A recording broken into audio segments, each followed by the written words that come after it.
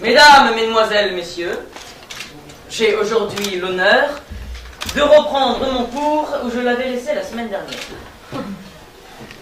Je n'ai jamais compris tout ce foin qu'on a toujours fait avec les Grecs et l'Antiquité.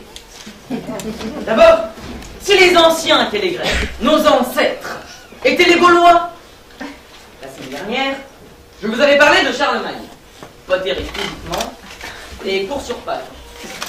Qui, sans sa cotte de maille, aurait pu ressembler à Georges Clooney. Court sur pattes aussi, hein. Des petites cannes comme ça.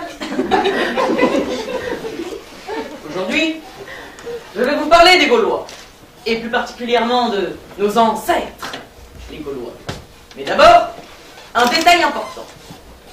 L'âge minimum pour être Gaulois était 75 ans.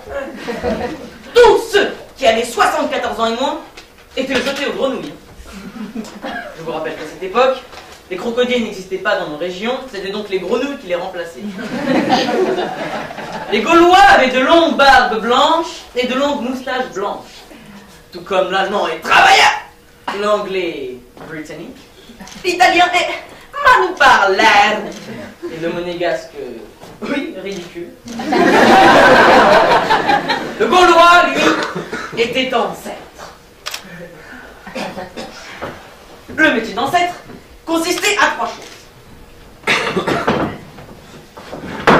Primo, ressembler à Victor Hugo, ou à la rigueur à Marguerite Yourcenar. Secondo, être capable de couvrir autant de femmes que Victor Hugo. Étant entendu qu'on avait le droit de refuser Marguerite Yourcenar. Et enfin, tertio, il fallait pouvoir traverser, avec du sucre en poudre dans les mains, un champ de fraises en moins de 40 secondes, attention sans faire tomber un seul grain de sucre.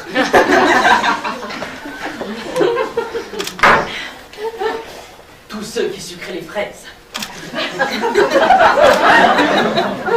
étaient considérés comme gâteux. À l'époque, on réservait un sort terrible aux gâteux. On les roulait dans la farine. On leur plantait des bougies dans le corps et on les servait sur un plateau aux enfants le jour de leur naissance. C'était la cruelle coutume du gâteux d'anniversaire.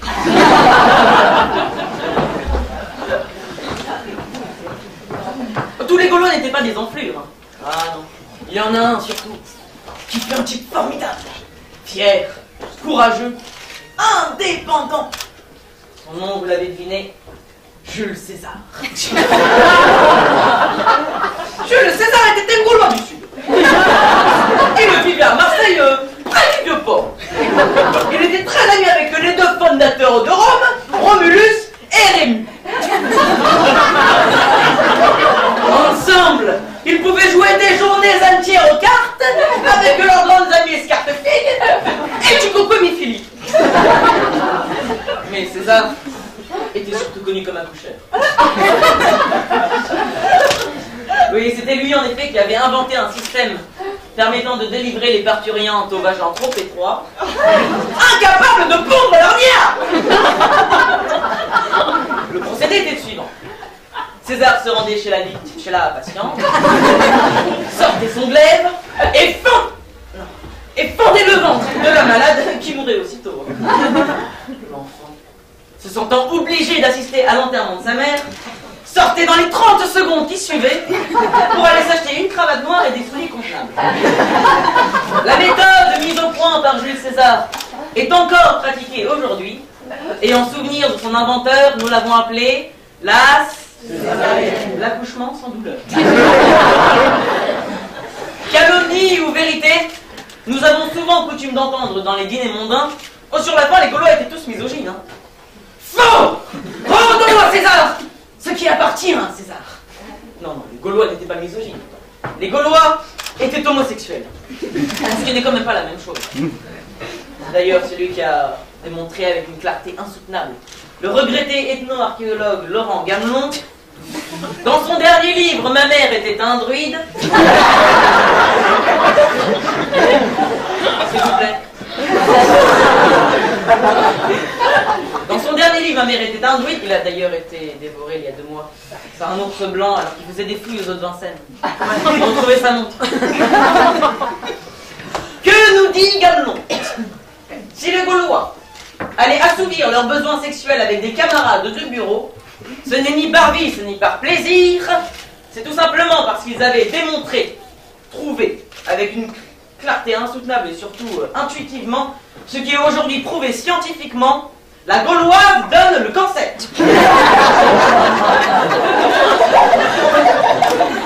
C'est donc par instinct de conservation que le Gaulois devint pédéraste, et non parce qu'il n'aimait pas les femmes. En conclusion, je dirais que si les Gaulois arrivent avec Chinois, ce n'est pas par hasard. Mais peut-on dire qu'une Gauloiserie vaut une Chinoiserie? C'est la question à laquelle je vous demande de réfléchir pour la semaine prochaine. En attendant, je vous propose quelques exercices pratiques. C'est un crayon, un papier et une feuille, et répondez aux questions suivantes. Exercice numéro 1. Votre oncle ressemble-t-il à Vercingétorix? Pour en être sûr, emmenez-le dans le métro et descendez-le à la station Alésia.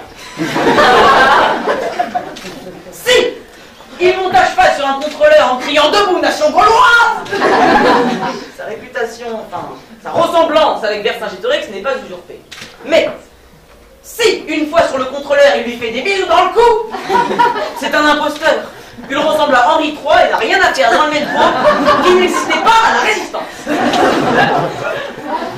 Exercice numéro 2.